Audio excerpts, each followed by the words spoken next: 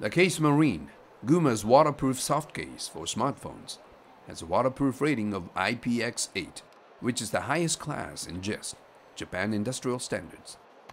ケースマリンといいまして、今までケースマリンというスマートフォンに関しては、かっこ悪く形の大きなスマートフォンの防水ケースはあったんですけれども、弊社かっこよくスマートにというのをコンセプトに開発をいたしました、ポリウレタン 0.25 ミリのポリウレタンという商材を、特殊加工をいたしまして、そちらの方で、ケースにかけていただくと。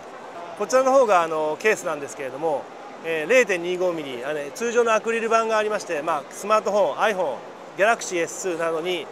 装着をしていただく。装着に関しては約5秒ぐらいもあれば慣れていただければできるようになります。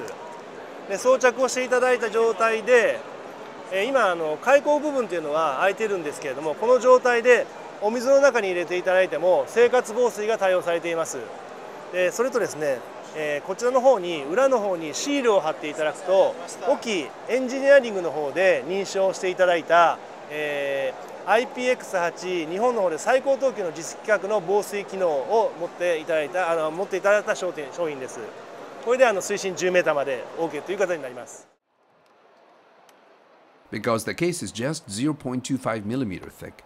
you can even put a smartphone cover over it. The Case Marine is currently available in stores. 商品ラインナップに関しては iPhone4S、Galaxy S2、次回発売予定の、iPad 用というのがあります。価格帯に関しては、プレミアム商品というのは3000円、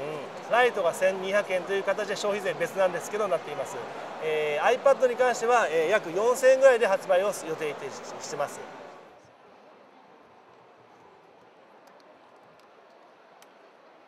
Digging for news.